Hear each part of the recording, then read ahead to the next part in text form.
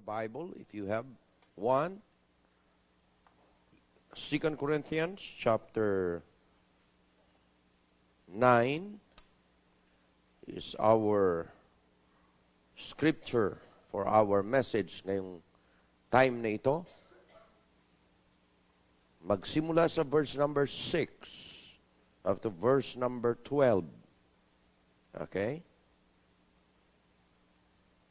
Sabi sa verse number 6, "But this I say, he which soweth sparingly shall reap also sparingly. He which soweth bountifully shall reap also bountifully. Every man according as he purposeth in his heart, so let him give, not grudgingly or of necessity. For God loveth a cheerful giver. And God is able to make all grace abound toward you, that ye always, having all sufficiency in all things, may abound to every good work. As it is written, He hath dispersed abroad, He hath given to the poor, His righteousness remaineth forever. Now he that ministereth seed to the sower, both minister bread for your food, and multiply your seed sown, and increase the fruits of your righteousness, being enriched in everything, to all bountifulness, which causeth through us thanksgiving to God, for the administration of this service not only supplieth the wants of the saint, but is abundant also by many thanksgiving to God." Nais kong bigyang emphasis ang verse number 8 bilang atin pong pamagat. God is able to make all grace abound toward you. The able God of provision. Now, if we look back, 2020, mula January hanggang nakaabot na tayo ng December, I really believe na no one could complain and say God was not able to provide. Because I really believe that our God, who made a promise, will never lie. Amen? Masasabi nyo ba na mula January 2020 hanggang ngayon, God is able to provide? Amen? More than nga ang provide. Amen?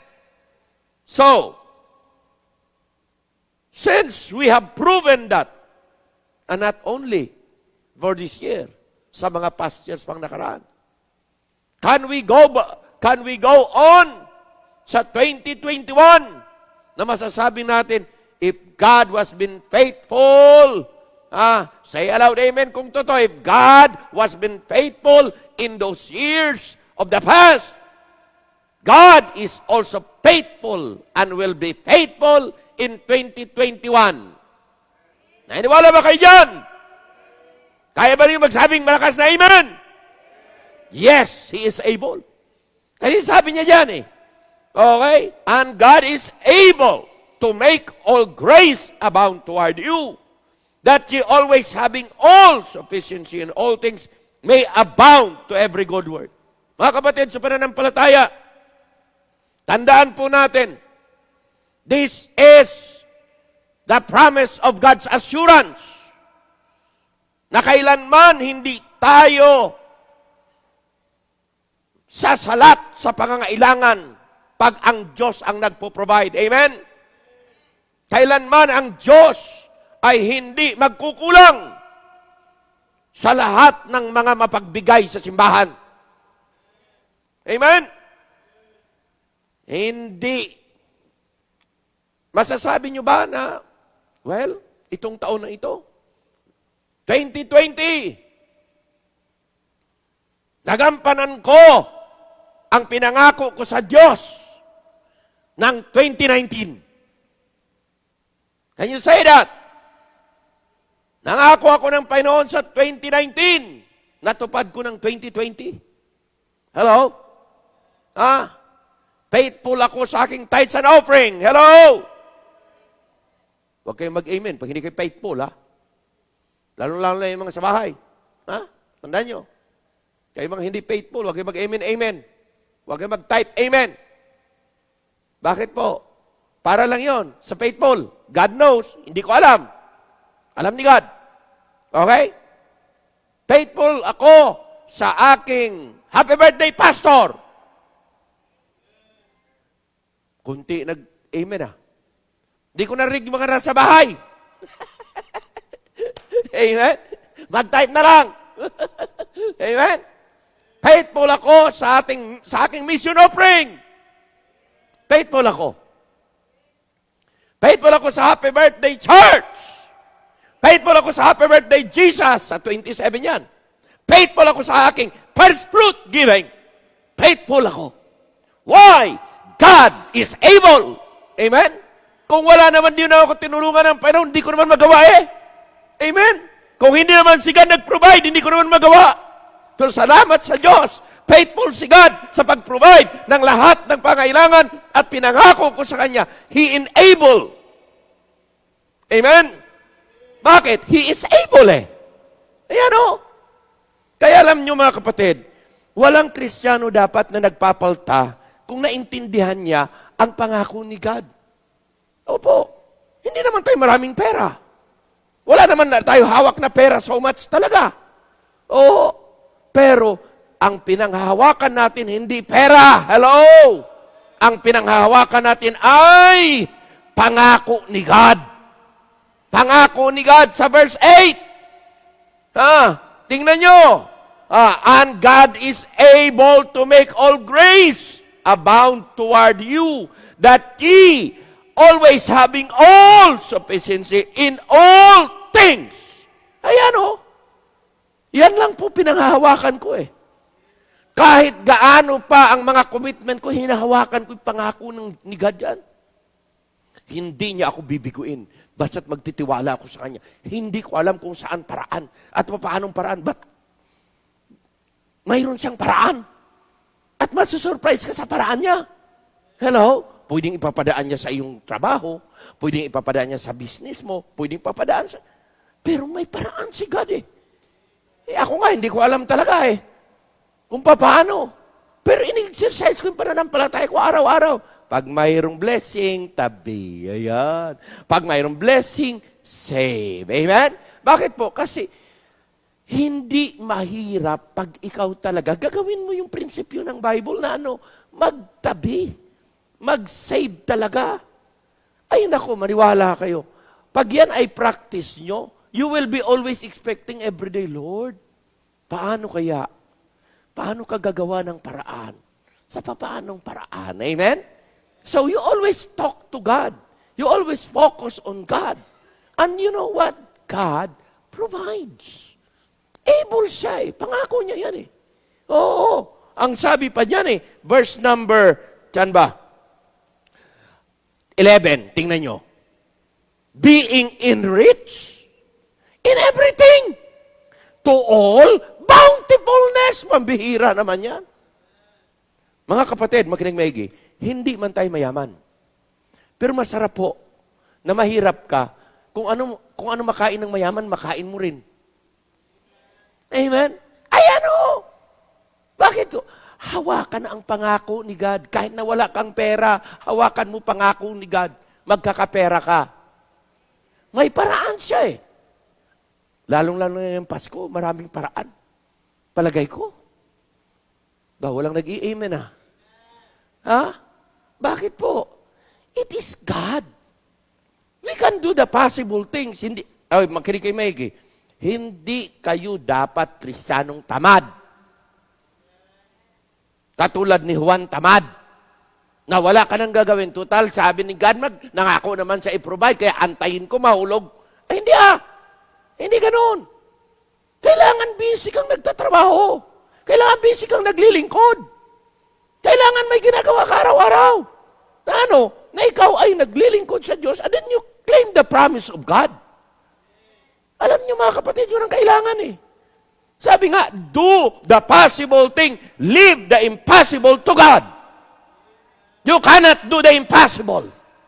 But we can believe so that the impossible can become possible. Because sabi ng Bible, there is nothing impossible to them that believe it. Yun ang prinsipyo ng Bible. Ang ganda eh. Now, nais kong i-emphasize to. Punta tayo doon mga kapatid. Iyan pong verse na yan, that is the promise of God's assurance sa atin ng mga givers. Assurance ni God yan sa atin. Sinisigurado ni God. Actually, the challenge of our faith are inside of it. Kasi sabi, and God is able. Paniwalaan mo yan, hindi. Hello? Ngayon, doon po sa verse yan, God is able na ngako. Alam mo sa pangako ng Diyos, na napapaloob doon, ang pananampalataya mo kung paniwalaan mo o hindi, nasa sayo. Kaya maraming Kristiyano, ayaw, hindi makapagbigay. Kakunti na lang ang tinatanggap mo. Hindi ka pa maging matapat sa Diyos. Paano kapag katiwala ng marami? Tama, hindi? Ako nga, sabi ko, hindi ko na nga kaya. Hindi na nga kaya itong tinatanggap ko. Hindi pa ako maging matapat kay God. Ano nang mangyayari? Wala akong tulong sa taas. Sa pangangailangan ko. Di. Nga. Hello? Pero kung ikay matapat sa Panginoon at nagtitiwala ka sa Kanya at sa Kanyang pangako, doon papasok na tatrabaho kang ganyan. Baka ito ang paraan ni God para may blessing ako. Amen? Dito ang paraan, dito ang way. Ito yung tinatawag na channel ni God para papasok yung blessing. Amen? Ganun lang. Pero ang pagtitiwala sa Diyos ay hindi nawawala. Because nakapaloob yan, ang faith nakapaloob yan sa pangako ng Diyos sa Kanyang mga salita. Kaya pag ikaw ay walang tiwala at natatakot sa iyong buhay sa kinabukasan, maniwala ka, kulang ka sa pananampalataya, hindi ka lumalago sa pananampalataya mo. Dahil the more na ini-exercise ko ang aking pananampalataya sa Diyos, the more na ito'y lumalaki. The more na ito'y tumatapang. The more na ito ay tumatatag. The more na ito po ay nagiging malakas. Kaya hindi ka mapifail. Bakit po? Kasi na-exercise eh. Na-exercise. Tandaan niyo po ito. Wala tayong lagi may hawak pera. Dating oras, magkapera ka man ngayon. Pagkatapos, ubos yan. Tama, hindi? Ano ang panghawakan mo? Hindi pera. Hello? Hindi material panghawakan nyo. Anong panghawakan?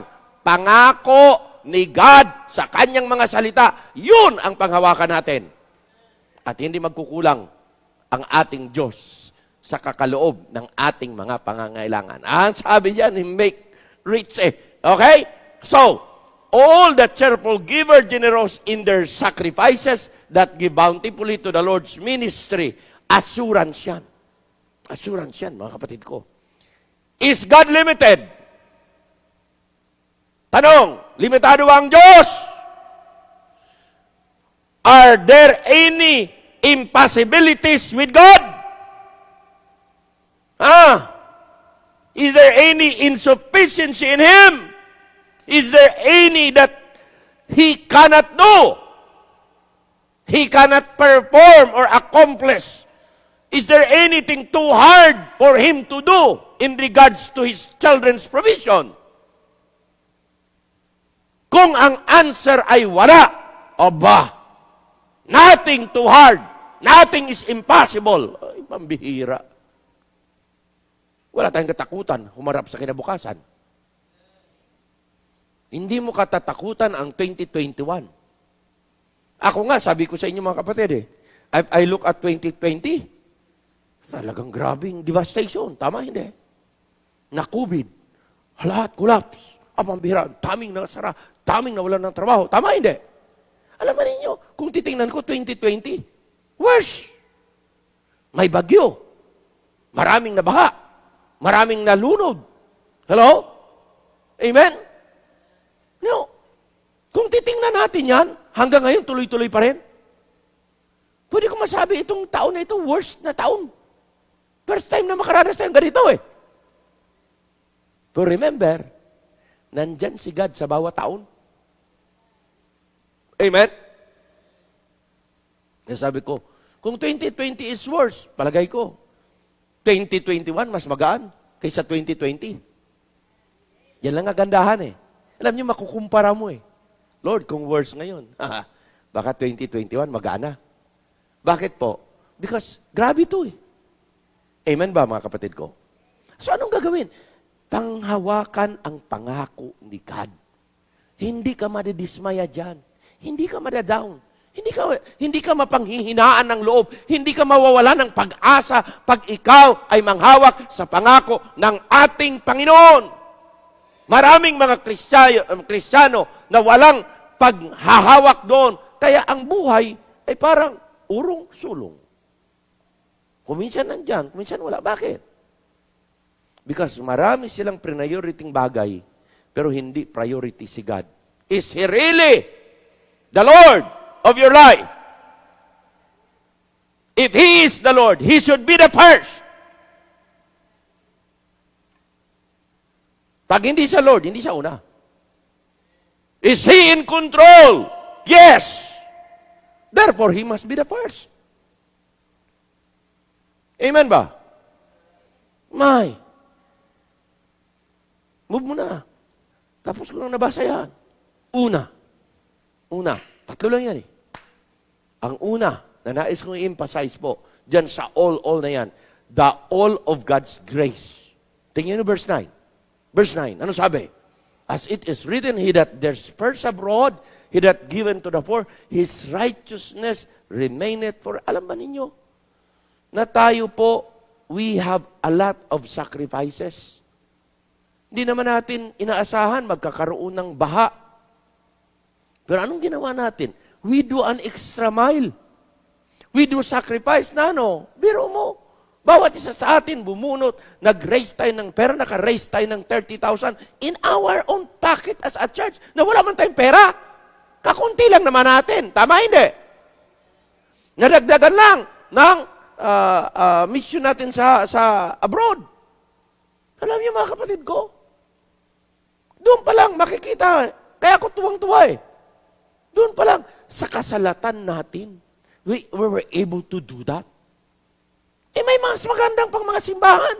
Of course, may mga ibang simbahan, mga kapatid, na talagang nagsakripisyo dyan. Pero karamihan kasi, marami silang kontak sa abroad. Sa atin, sarili nating bulsa. Hindi natin pinanghingi sa iba, tapos pinamigay natin sa kanila. Hindi. Kung di sarili natin. Sa kapiranggot natin, kakunti natin. Kaya sabi ko, I'm really proud sa CBBC. Bakit po? Tayong pinakamalaking naitulong doon sa Philippines. Bakit po? Dahil we know, yun ang puso namin eh. Another sacrifice yun, kala nyo. Amen? Hindi pa nga ako nagpa-raise ng siguro kung nag-ask pa ako na, lahat kayo, mag-donate ng mga damit. Palagay ko, marami kayong mga damit na ipamimigay din. Pero hindi ko gustong damit na sira-sira, na pamunas, ibibigay nyo. Hindi maganda dapat na damit. So ako manghingi ganun eh. Kung ako mag-raise ganyan, hindi yung second hand nga, pero dapat slightly used. O never been used. Second hand, but never been used. Amen? Bakit po? Dahil nais nating presentable. Hindi ko pa ginawa yan. But we can do that if we want. Amen? Bakit to? Kasi naniniwala tayo God is able eh. Amen? God can do better. Amen? Ipapadaan lang sa atin. Kaya alam nyo ito, the love of grace giving was planted, growing, blooming from the heart of the cheerful givers. Alam niyo mga kapatid, kaya ako hindi na tayo nakakwan, hindi na tayo naninibago sa pagbibigay. Alam kasi natin hindi mahirap magbigay eh. Amen? Yan ang ini-emphasize ko sa mga mahihirap na mga simbahan, mga maliit na simbahan, mga simbahan na nag-umpisa pa lang, that giving should not be heavy, should not be difficult to the poor people. Bakit po? Poor people was the example of good giving and great giving in the Bible. Hindi mayayaman. Oh, paano? Sabi ko nga, how can the poor give better than the rich? Yan ha? Oh, paano? Hindi po tayo dun sa amount. Oh, saan tayo? Doon tayo sa paghahanda ng amount. Hello? Alam natin paano ihanda eh. Amen? Alam natin paano gawin. If you want as a poor person could be able to give like the rich person, anong prinsipyong tinuro ko sa inyo? Hindi ang amount, kundi ang preparation. Paghahanda. Paghandaan mo ng isang taon, tingnan ko lang kung hindi malaki giving mo. Anong gagawin? Mag-alkansya. Ako may alkansya pa ako dyan, di pa napupuno. Di ko alam kung babasagin ko ngayong 27 o doon na lang siguro sa first fruit. Kasi lahat, ang sabi ko, mula nung 2020, lahat, January pa lang, lahat ng mga barya na dadaan sa kamay ko, hindi ko ipang susukli. Allah, ilalagay ko doon sa aking bamboo alkansya. Maliban po yan sa first fruit ko, ha? Maliban niya. Kaya, nag-iisip na naman ako sa 2021, mag-aalkansya uli ako. Bakit po? Do an extra mile yan eh. Pero pipiliin ko na siguro, yung iniisip ko, 10 piso at 20 pesos. Ilalagay ko doon. Opo. Sa buong taon, tingnan ko lang, magkano kayo ipapadaan na lahat ng 2020. Nako, ngayon pa lang dapat ng Pasko. Kailangan makakuha na. Siguro maraming 20 na maluluto ngayong Pasko eh. Amen? Maghahanda ka lang. Allah. Amen? Prepared early. Ganun sistema eh. Bakit po? Kasi alam niyo, pag may ginagawa ka, hindi mo man napapansin yan eh. Hindi mo napapansin. Ha? Iniisip ko, sabi ko, alisin ko na yung tagpipiso. Wala na, basta 5 pesos, siguro 10 piso at 20 pesos. Yun ilalagay ko doon. Iniisip ko lang, akin lang po ito, yung I'm just planning ba? Tingnan ko nga kung magkano maipon ko. Tapos, surprise, babasagin mo sa end of the year, pak! Bilangin nyo nga, magkano yan, no? Tapos, Bo, kung nakaibon ka rin, Bo, salamat, amen. Pero sa Panginoon yan, di akin na yan, di ko babawian yan. Hindi, ilagalagay ko na yan dyan. Bakit po? Ang sarap eh. Excited ka dahil excited kang, ibibless ako ni Lord. Marami pang blessing si Lord, may papamaraan, amen? Bakit po? Yan ang pag-iipon ng walang pera. Hello? Yan ang pag-iipon na parang hindi permanente. Minsan mayroon, minsan wala. Ganun lang. Pero yan po ay hindi mo mapapansin. Kung yun ang commitment mo, basta 5 pesos, 10 pesos, lahat yan. Maalaala mo lagi, alkansya mo eh. 20 pesos, lagay doon. Amen? Makikita mo yan. Magtataka ka after a year, magkano? Oo. Bakit? Kasi para kay Lord naman yan, ginagawa mo yan eh. Maliban pa sa aking commitment talagang aking tatrabahuin, iyan po ay parang kwan lang yan. Parang hindi mo lang pinapansin. Sige nang sige ka lang. Amen? Why? Because ang prinsipyo ay savings. Savings. Amen? Ganun lang po yan. Sa palagay ninyo, bibiguin ka ni Lord sa desire mo? Hindi ah. Gagawa si Lord ng paraan. Magtataka ka kung saan niya padadaanin. Amen? Kaya, alam nyo, ang grace na yan, mga kapatid, makinig kayo maigi. Alam niyo ba, every time gumising kayo ng maaga, or gumising kayo, every time pagising nyo, the grace of God is there. His grace, sabi niya, His mercy, His grace, new every morning, great is thy faithfulness. So pag binigyan ka ng Diyos ng pagkagising mong ganyan, nandiyan na kaagad ang grace ni God. Nandiyan na kaagad ang mercy ni God. Araw-araw yan. Kaya sabi ko, pambihira. Open times, hindi pinapansin ng tao ito. Pero alam niyo mga kapatid, pansinin niyo yan. Because favor ni God yan, araw-araw sa amin. Opo. Ay, nako. Pag yan, lagi mong papansinin yan, akala mo wala kang ang pera, pero parang kang mayaman din. Peaceful ka eh. Lord, thank you po ha, nakagising ako ulit. Masarap ang aking paghinga. Salamat sa dagdag niyong araw. Amen? Amen? Ganon ang sistema. Opo, nagdi-devotion ako kanina yan. Tapos excited ako. Habang nagdi-devotion ako, nanay ni Sister Net, dumaan, si Apo, ganyan. Oh, naglakad-lakad si Apo, kaya pa ni Apo maglakad siya, lamagas ka? Okay. Mahina lang, ganyan. Tapos nagpapainit, okay. Ilang bisis pa ikot-ikot rin si Apo dyan. Binabantayan ko, kaya ni Apo? Okay. Bakit po? Grace ni God yan. Mercy ni God yan. Binigay sa iyo every morning. Dapat pasalamat. Kung minsan kasi hindi nyo ma-appreciate pag tanghali na kayo magising. Ako ba, gusto nyo makita ang magandang yung liwanag pag umaga? Gising kayo umaga. Ang sarap siguro, sabi ko kay Brad Basco, sarap siguro pag tingin mo ganyan, pag umaga ganyan, mag-unat-unat ka na, tapos magwalis-walis ka ganyan. Amen? Ang una kaagad titingnan, alam mo ano? Halaman. Ako totoo po. Hindi naman ako, pag umaga, kagad titingnan ko yung aking, interesado lang po ako doon sa sa elephant ear. Yun lang, hindi ko na. Pero alam mo, masarap tingnan eh. Tapos ikot-ikot ka, lakad-lakad ka, titingnan ko, ang mga kamuti ko dyan ay malalapad ang dahon. Amen? Magkakalaman yan. Ganun lang yun. Pero, enjoy ka eh. Peaceful ka. Tapos, upo ko ganyan, titingnan ng dahan-dahan ng bukang liwayway na, grace ni God, mercy ni God dyan. Enjoyin nyo yan. Every time nag-wake up ka, malakas ka, buhay ka pa, abay pambihira. Kaya, alam nyo mga kapatid, alam nyo, makinig kayo, ang pagbibigay na tama, it is a natural thing. It is not really, hindi, ako sa akin, ang giving ay parang inhale, exhale. Pag exhale, labas. Pero, higop ulit. Mayroon naman. Ganun lang yun eh. Pag puro ka lang, higop ng higop, wala kang palabas, patay ka. Amen? Ganun lang ang pagbibigay. Kaya sabi ko, bigay. Sige lang. Di mo iniisip. Kailan babalik? Pero ibabalik ni God. Bakit po? Nagtitiwala ka sa Kanya. Siya ang able eh. Amen?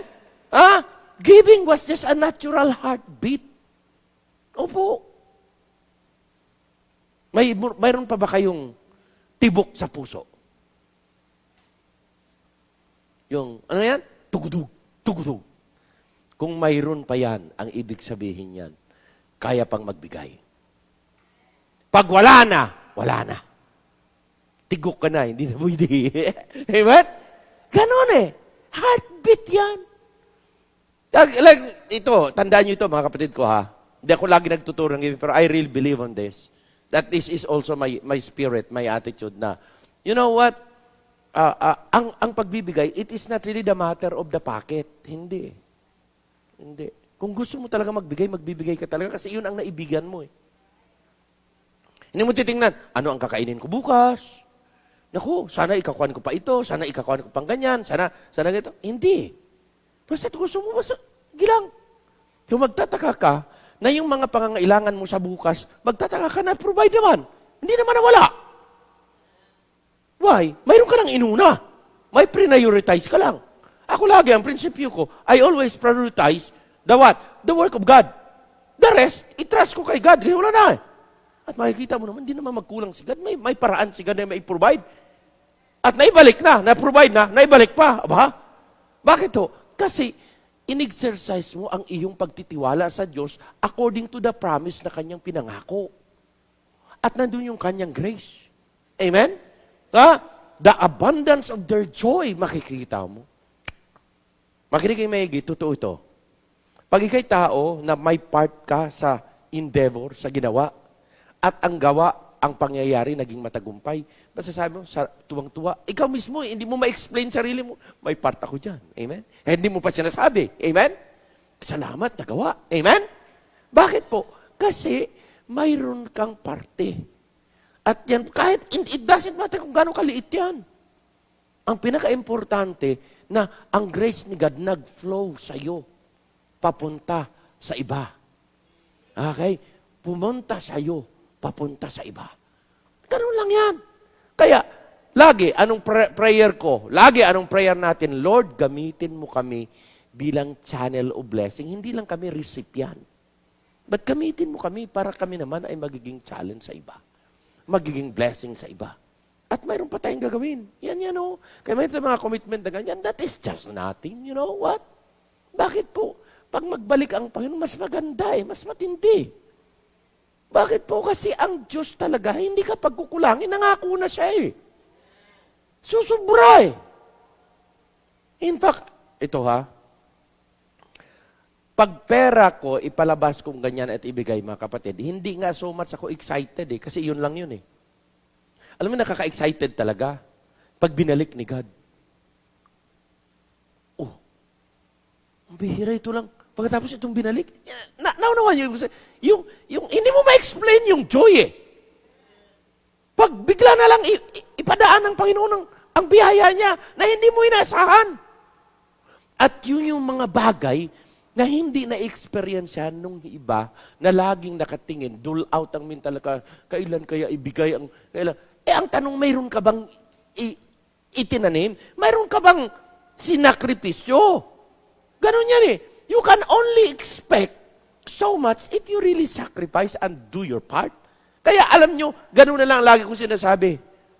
Ang sinasabi ko lagi na, I want our church and every one of our people get involved. Bakit po? Kasi kung mag-involve ka, padadaan ka ng Panginoon ng biyaya niya. Pag hindi ka mag-involve, sayang yung potential mo. Makikita mo, pinagpapala ang iba, padadaanan ng pagpapala. Pagkatapos ikaw nakatunganga ka lang. Bakit? Kasi wala kang ginawa Wala kang part kahit nakartiting. Amen? Hindi naman tayo nagbibigay ng palakihan, no. Nagbibigay tayo ayon sa inuudyok ng Diyos sa ating puso. So, anong leading ni God, gawin mo. Pero hindi marapat na gumagawa ang iba, ikaw walang part. Hindi tama. Ikaw din maging kawawa. You're the one that putting that, boundaries. At saka dapat nakabukas yan para ang blessing dapat. Tapos nilagyan mo ng mga harang ganyan kasi wala kang part. Ano mangyayari? So much kang expecting at maraming taong ganyan. Kaya nakita ninyo, ako kahit mayayaman yung mga namimigay na yan at nagbibigay yan, I don't want.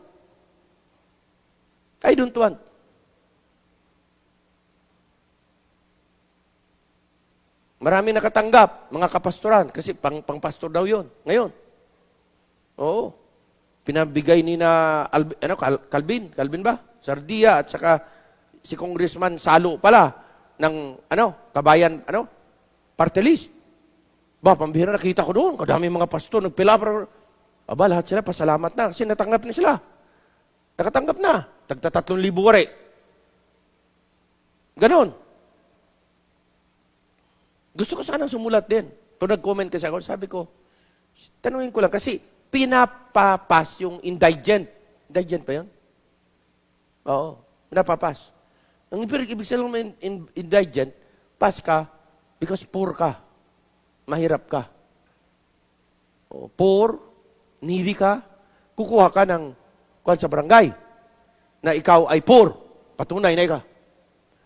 Kaya sabi ko, hay nako, tanong ko lang mga pastor, indigent ba kayo? Poor ba kayo? Rukha ba kayo? Tinatanong ko lang for clarification. Mayroong nagsabi sa akin, Pastor, hindi naman sa kwan, parang masama pa ako. Sabi ko, hindi niyo yata nag-get ang aking ibig sabihin. Ang ibig sabihin ko ay, tinatanong ko lang. Kasi papapas ka ng kwan Tinatanong ko lang, kung kayo ba'y poor? Sabi ng pastor, mga pastor na sumagot, hindi kami poor. Okay, walang problema, hindi kami poor. Ang tinatanong ko po dito ay ito, kinaklarify ko. Kasi ako, hindi pa ako nagpipil up. Gusto ko rin mag-fill up eh. Oo. Tinatanong ko lang, mabutit sumagot si Calvin. Sabi niya, Pastor, ang funding talaga nito ay before ang pandemic. Ngayon lang dumating ang pera. So, ito po ay para talaga sa mga religious group. Kasi ito, si Congressman Salo ay parang preacher din yan, parang pastor din yan eh. Opo, kasi siya, di ba, siya ang kwan eh, run isa dito. Tapos kaya hiningi niya pala yon. O para sa mga pastor. Opo. Kaya marami nakatanggap. Kaso lang, sabi ko, bakit pa ako magpipil up? Kaya sabi ng isa, malaking tulong din to sa amin. Kaya kung kayo, hindi nyo kailangan, abay, huwag kayo sumali, hindi naman sa pilitan. Ito sabi. Di wala lang kung sinabi. Oo. Pwede naman. Pero ako talaga, tinitingnan ko puso ko eh. Kung ano. Okay ba ito? Magaan ba sa konsensya ko ito? Hindi. Pag hindi magaan sa konsensya ko, mga kapatid, wag na. Ang isang iniisip ko kasi, maya eh. Utang na loob ko pa. Pagdating, kasi party list, pagdating ng halalan, baka maya, required pa ako. Hindi ko naman matupag yan. Kaya sabi ko, wag na. Mabigat sa kalooban ko. Kaya, kahit na pwede ako, ayaw ko. Pangalawa, hindi ako dole out kasi tao. Hello? No. Ilan lang naman yan? Misana lang naman yan. Tama? 3,000. Sige. Pero yun ang sinasabi ko. Alam nyo, huwag pa kamatay ka dyan. Hindi na. Yun na lang yan. Pero ako, ayaw ko talagang humingi at mula pa noon, kailanman hindi pa ako nag-ask sa politika. Politician, na kahit na kaibigan ko, kahit na kumpare ko pang mayor, hindi ako nag-ask talaga. Bakit po? For the sake of the ministry, this ministry, siguro nabigyan lang ako minsan eh, kasi na-misinterpret siguro. Opo, naalala ko yun eh, nagbigay ako sulat kay mayor. Paalam na mag-street preaching dyan. Yung market preaching. Ganyan. Di, sige. Tapos kinukuha ko na yung sulat doon. Binigay yung sulat, pagtapos, sandali lang po. May sobre pa. Bakit may sobre? Pastor, para po sa inyo yan. Para ano to? Basta, bigay ni mayor. Ganoon. Hindi, pumasok na yung tao sa loob. Hindi ko na sige, dali na natin to. Biyaya to eh. Amen. Sabi ko, pang gasolina naman eh. Sige, magkakuan eh. Market preaching every day eh. Sabi ko, karga na lang natin pang gasolina to. Amen? Ganun lang siguro. Pero hindi intended talaga. Kung nandyan si mayor, sabihin ko talaga, alam mayor, hindi ako tumatanggap. Hindi talaga ako nanghihingi. Baka iniisip nyo, nanghihingi ako. Amen? Ganun sistema. Pero mga kapatid, sa pananampalataya, sufficiente ang grace ni God. Having all sufficiency in all good things, hindi kailan magkulang si God. Ako, mas kampante akong humingi. Saan? Sa mga members sa simbahan, kaysa sa politika. Bakit? Sila pagpapalain eh. Ang gusto ko, membro pagpapalain. That is how it should be in the work of the Lord. Amen? Amen? Prinsipyo lang yan eh. Kaya kung maprinsipyo kang tao, nag-iisip ka. Hindi ka lang pwede ito grab opportunities. Kaya, hindi mahirap na.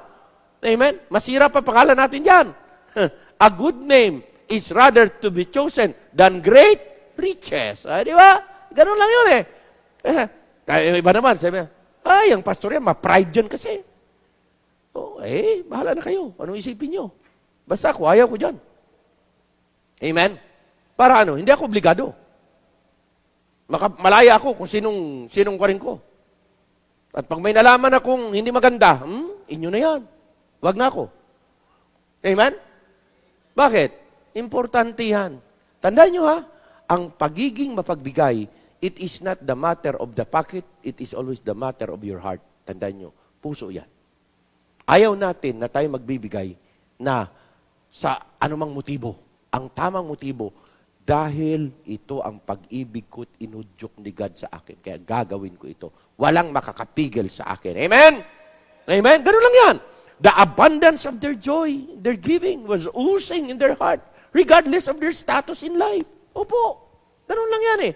Dahil makuhan talaga, the riches of their heart's liberality or generosity are always manifested. Nakikita yan. Sabi ko nga sa inyo, alam nyo, maliit lang tayong simbahan. But we tap our potential. Dahil gusto natin, ang iiral dito sa simbahan natin, hindi kung ano man, kundi ang puso natin na nagmamahal sa Diyos. Because ang Diyos una ang nagmahal sa atin. Amen? Amen? Okay? It is true, real, without any pretension and hypocrisy. No showing or seeking man's approval or applause. Hindi tayo ganyan nagbibigay. Simple lang tayo. Oo. Hindi natin kailangan palakpakan tayo ng tao dahil ang laki ng binigay natin. No need. Bakit? Alam ni God eh. Pag pinalakpakan ka na ng tao, wala ka ng reward doon sa langit. Natanggap mo na reward mo rito. Amen? Kaya ganun lang kasimple. Kaya remember, the grace, God, the all of God's grace, andyan yan. Number 2, huwag niyong kakaligtaan. The all of God's sufficiency, mabihira yan. Sufficiente, kapatid. Hindi niya tayo pagkukulangin, hindi niya tayo lulugiin when we give unto Him. Pangako niya yan. Having all sufficiency in all things. Nais niyo ba sufficiente sa lahat ng bagay? Nais niyo ba ulitin ko? Sufficiente sa lahat ng bagay. Claim that in the hand of God. Doon tayo. Tumingin. Okay? We will never, never, never lack any good things. Pangako na ni God yan. Basahin nga natin 28:27. Proverbs. He that giveth unto the poor shall not lack. Sagsakripisyo ka. Involved ka sa sacrificial giving. Yang nagbibigay sa mga taong less fortunate people will not lack. But he that hideth his eyes shall have many acres. Pero pag ikaw, hindi ka nag-participate, abay, para kang nakasumpa. Isang verse pa. 34:10, Psalms. Ano sabi? Okay, the young lion do lack and suffer hunger. But they that seek the Lord shall not want any good thing. Talagang enough. More than enough. Isa pang verse. Okay, Deuteronomy 8:9. Ano sabi? A land wherein thou shalt eat bread without scarceness. Pambihira. Kakain ka. Hindi ka. Walang humpay. Thou shalt not lack anything in it. A land whose stones are iron, and out of whose hills thou mayest dig brass. Nandyan yung blessing ni God sa paligid lang. Meron mo, nilagay ka ng panon doon sa productive na lupa. Napaganda. Ang ganda eh. Amen? Kaya tatandaan nyo to, mga kapatid. You will never lack any good things. True and real giver will not lack anything that is good from God's hand. Wala po. Wala siyang ipagkakait. God will make sure that they will have His sufficiency in all things. Giving is like sowing the seed. The amount of the harvest is determined by the amount of the seed sown. The believers are to give freely and cheerfully, not out of compulsion and without regrets. Alam niyo mga kapatid ko sa pananampalataya, pang ganyan ang ating klaseng pagbibigay, ay nako, masarap. Ang giving. Masarap talaga. Naghahangad kayong pagpapalain ng Panginoon, be a giver. Hangad kayo na umunlad ang buhay. Pagpalain ng Diyos, pati mga anak nyo, be a giver. Yan ang susi. Opo. God will entrust you with more. And God will entrust you with sufficiency. Sabi na ng Panginoon yan. Anong gagawin mo lang? Just be a giver. Yun lang ang prinsipyo. Kailanman ang ating Panginoon, alam niya kung anong puso natin eh. Sabi nga, ito, you can write this down. Ako na pastor, nagtuturo sa inyo, when we teach giving by principles. Kung ano yung nakasulat sa Bible. Okay, with verses yan. Tithes, mission offering, sacrificial offering, first fruit offering. Nandyan yan. Teach the people by principle. Okay? We teach giving by principle. Another teaching of giving, we teach giving by example. Hindi lang ka nagtuturo ng giving, but you teach giving. Alam niyo mga magulang, nais ninyo na ang mga anak niyo hindi maging madamot. Number 1, turuan niyo sila na ikaw mismo mapagbigay. Hello? Ganun yan. Bakit? Kasi matutuhan nila yan. Matutuhan nila. They may not immediately learn it, but in the process, they will. At alam nyo, pag sila natutong mapagbigay, pag mapagbigay niya, kayo din, di nila pagdamutan pag sila yung malalaki na. Hello? Amen? We teach giving not only by principle, but also by example. Ito pa, we teach giving, pinakamatindi dito, we teach giving out of penury or poorness. Nagtuturo tayo ng giving kahit na mahirap, kahit na sa mga mahihirap. Bakit po? Gusto natin ang mga mahihirap, umunlad buhay. Tama, hindi. Ganun lang nga. Ganun yung prinsipyo ng Bible.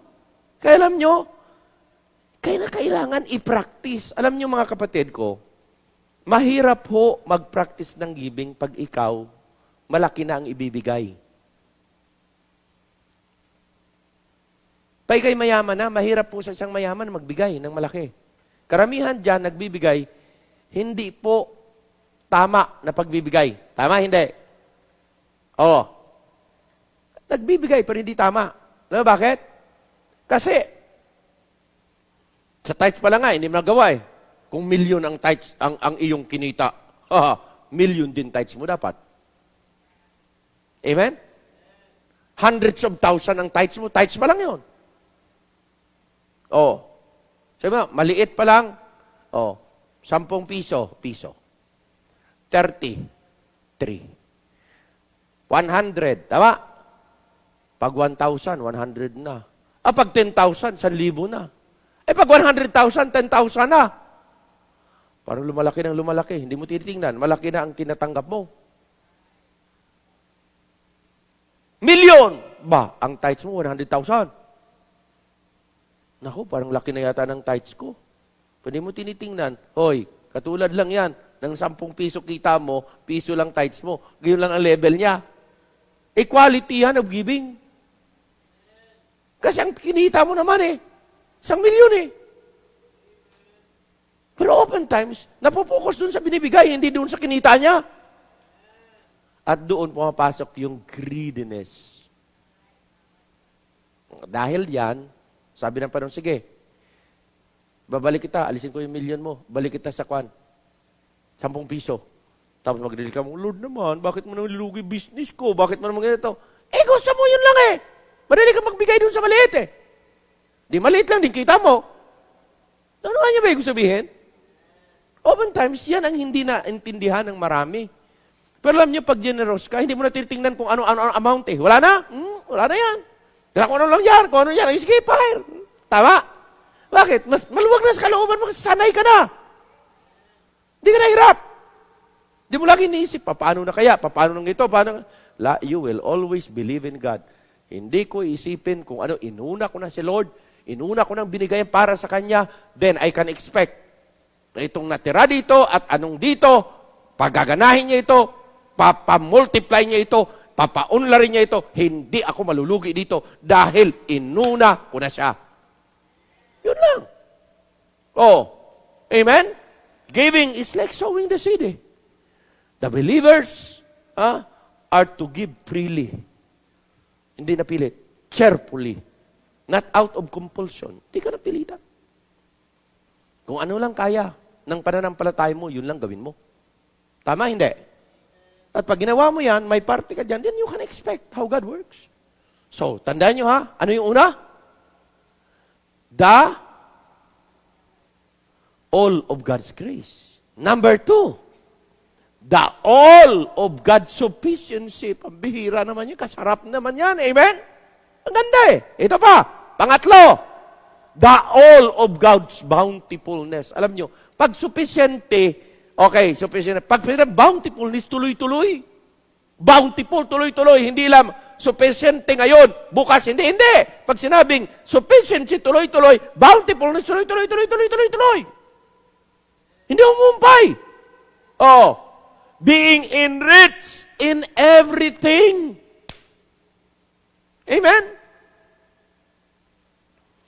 This will urge us or push us to be always thankful and grateful to God. A satisfied, fulfilled life as God's channel of blessing to a lot of people.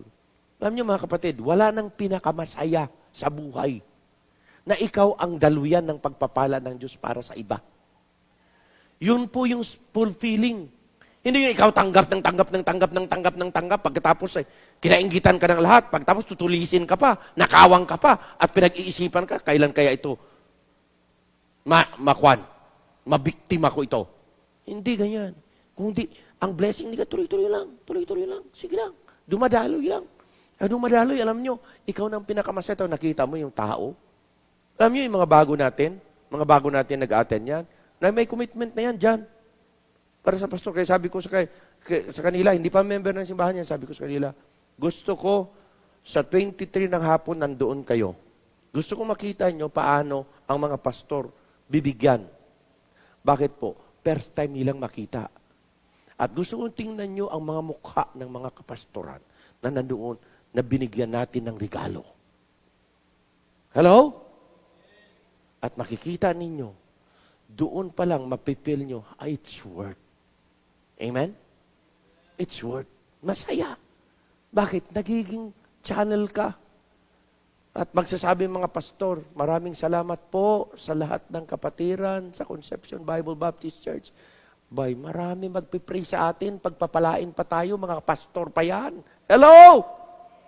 Kaya, tuloy lang. To be a channel of God's blessing.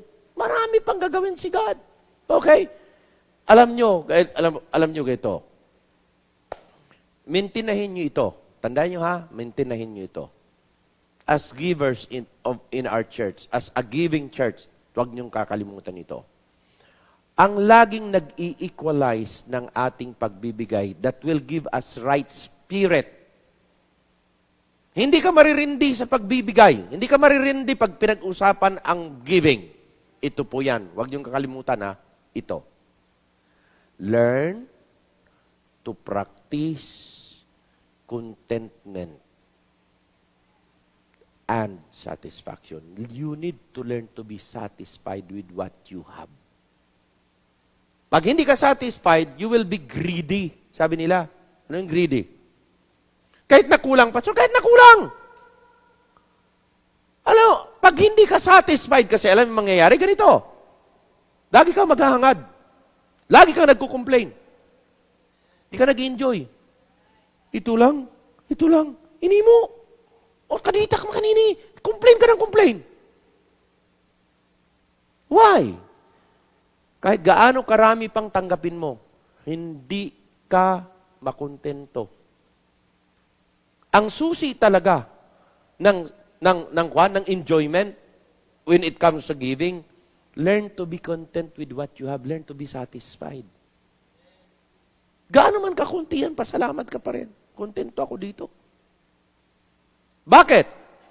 Bakit? Ikaw mismo mag-create ng atmosphere mo kung ano maging maganda eh.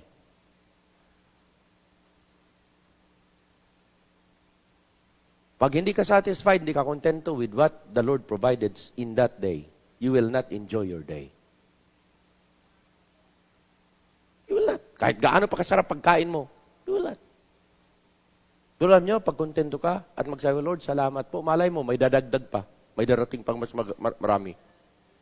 Bakit? You see, you never complain. You always say, Lord, thank you. Thank you for your provision. Pakakasyahin ko ito kahit ganito lang to. Amen? Ha? Minsan may marig kayo lagi. Lagi lang itlog. Kasi iyon ang pinakabadali. Itlog. Sino sa'yo nag-complain sa itlog?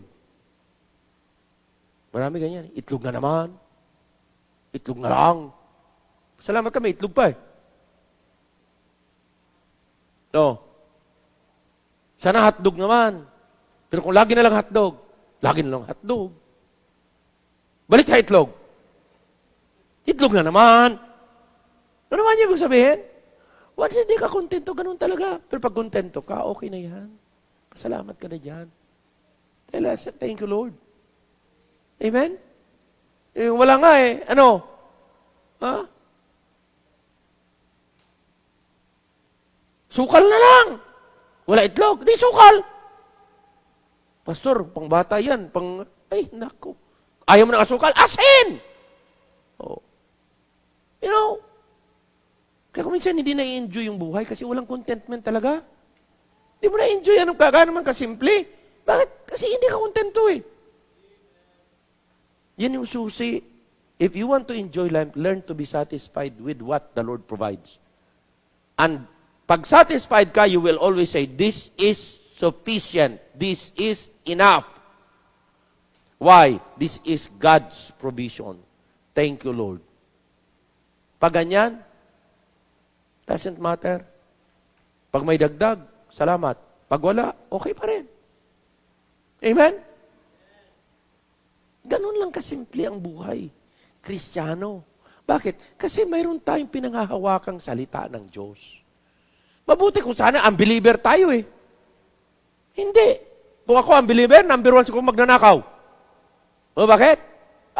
Sigurado lahat ng taong aking makausap, lulukuhin ko talaga. Para ano? I will take advantage ha? Tama hindi? Bakit? Wala ka naman panagutan eh. Wala ka naman alam na unbeliever ka eh. Pero hindi. Believers tayo, alam natin ang prinsipyo ng salita ng Panginoon. Yun ang nag-govern sa atin to do what is right, to do what is proper, to please God. And when God is pleased, all the blessing will just be there. Oh, bountifulness nandyan. Kaya tatandaan nyo yan. Don't you think na in just a moment, matuto kang hindi maging satisfied. Wag. Sayang. God's channel of God's glory and favor. God blesses to be a blessing. Ganyan ang purpose natin eh. God's instrument of inspiration and encouragement. Tayo yan. Yan ang giver. Okay. A use life for themselves are useless. Alam niyo, ang buhay, ginamit mo lang sa sarili mo. Sayang buhay na yan. May talent ka para sa sarili mo lang. Magaling ka para sa sarili mo lang. Oras mo, gusto mo, iyo lang. You know? At yung buhay na yan, binigay sa'yo ng Panginoon, hindi magiging blessing sa iba. Yan na yun. What is the purpose of that life? Sayang. Amen? God's purpose and pleasure has fullness of joy and blessing to others. Pag yan ay nagamit, naku, tuwang-tuwa ka. Kaya sabi ko nga sa inyo, mga kapatid, if you want your life to be counted in the bank of heaven and everything that you do will be counted in the bank of heaven, tandaan niyo po ito. Gamitin mo ang buhay mo na maging blessing sa iba. Hindi ka tisisuran sa iba. Hindi hadlang sa iba. Amen? The life full of meaning with eternal value and impact, yan yung buhay na ginagamit ni God sa araw-araw. Ganun ang buhay. At yun ay isa sa kinakailangan na sain natin.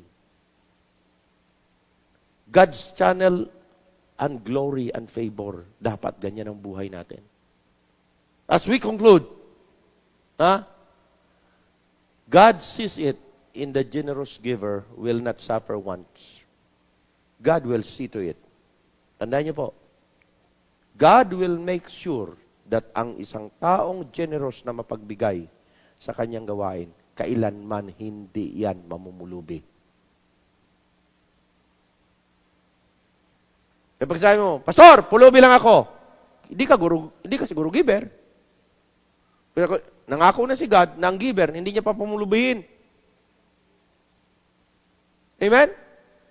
Nangako na si Lord na ang isang Kristiyano na generous sa anumang paraan will never want any good thing. Instead, God's generosity provides for those who give so that they cannot continue to do so. A generous giver to others and to His work ay kailanman pinangakuan na ng Diyos na sa kanilang buhay sa lupang ito, hindi sila mamumulubi. Are you with me? Nangako na si God na ang generous giver ay hindi niya pamulubihin. Hindi siya magkukulang. Nangako na si God yan. In His lifetime, in our lifetime, as a generous giver, God promised na hindi niya tayo pagkukulangin sa pang-araw-araw natin. Pangako niya yan. Pangako niya, trabaho mo at trabaho ko, panghawakan ang pangako niya. Hindi hawak sa patalim, hindi hawak sa kagipitan, hindi hawak sa haka-haka. Hawakan natin ang pinangako ni God dahil sa kanyang pangako. Yan ay stable, yan ay hindi natitinag, yan ay kailanman hindi nawawasak o nabubuwag. Can you take God at His promise? Can you take God at His promise? Tamayo tayong lahat. Bow our head.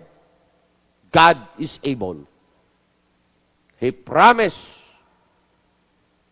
sa mga generous giver that they will never suffer.